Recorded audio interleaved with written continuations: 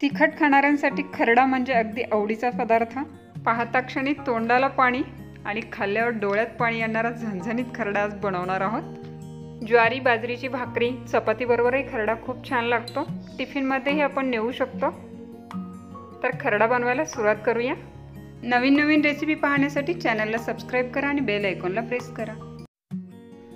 खरडा बनवण्यासाठी मी इथे ह्या तिखट मिरच्या घेतलेल्या आहेत 1 वाटी।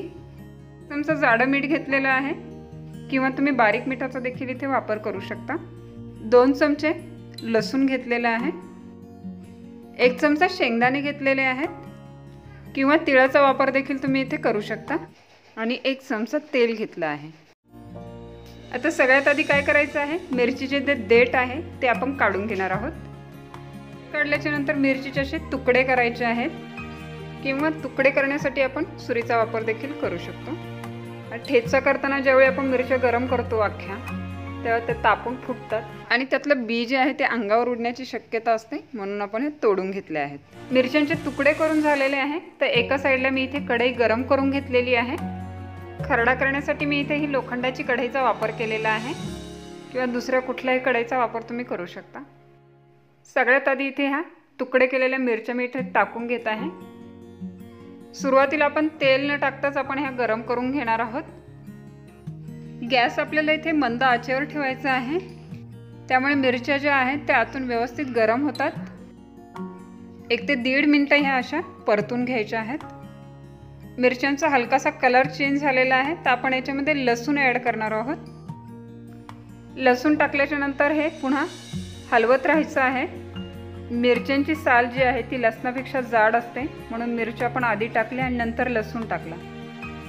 हे गरम करून घेतल्यामुळे काय होतं, साल जी आहे मिरचीची आणि लसूण हे थोडेसे मऊ होतात। त्यानंतर टाकणार आहोत यामध्ये अर्धा चमचा तेल।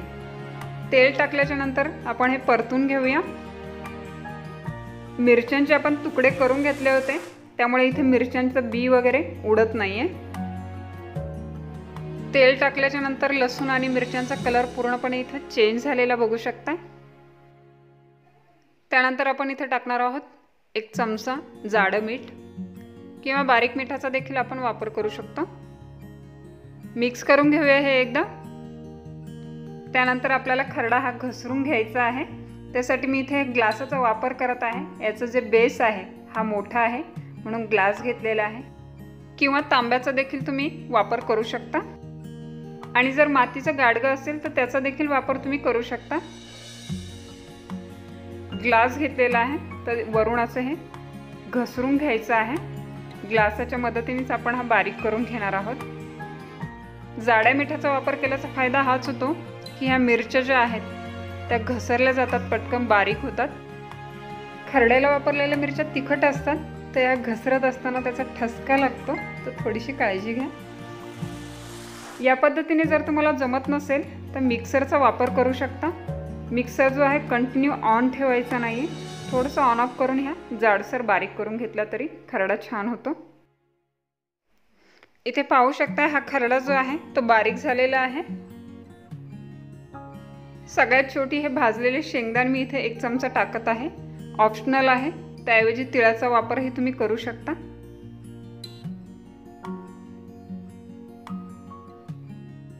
शेंगदाणे थोडे जाडसर राहिलेले छान लागतात, म्हणून सगळ्यात शेवटी इथे भाजलेले शेंगदाणे टाकलेले आहेत। मिरची, लसूण, मीठ आणि शेंगदाणे हे ग्लासाने घसरल्यामुळे एकजीव होतात आणि खरडा जो आहे तो खूप सुंदर बनतो। खरडा घसरून झालेला आहे। सगळ्यात शेवटी आपण पुन्हा अर्धा चमचा तेल टाकणार आहोत आणि सगळं हे मिक्स करून घेणार आहोत। खरडा बनवताना आपण पाण्याचा वापर केलेला नाहीये, फक्त तेल वापरलेलं आहे, त्याच्यामुळे हा खरडा जो आहे चांगला टिकतो। झणझणीत असा खरडा आपला तयार झालेला आहे। झणझणीत आणि टिकणारा खरडा नक्की करून पहा। तर कशी वाटली रेसिपी नक्की लाईक करा, कमेंट करा, शेअर करा आणि काही सजेशन असतील तर त्याही कमेंट करून जरूर कळवा। नवनवीन रेसिपी पाहण्यासाठी किटी किचनला सबस्क्राइब करा आणि बेल आयकॉनला प्रेस करा, जेणेकरून येणाऱ्या नवीन रेसिपीचं नोटिफिकेशन तुम्हाला मिळेल। पुन्हा भेटूया एका नवीन रेसिपीसह, तोपर्यंत टेक केअर, बाय बाय।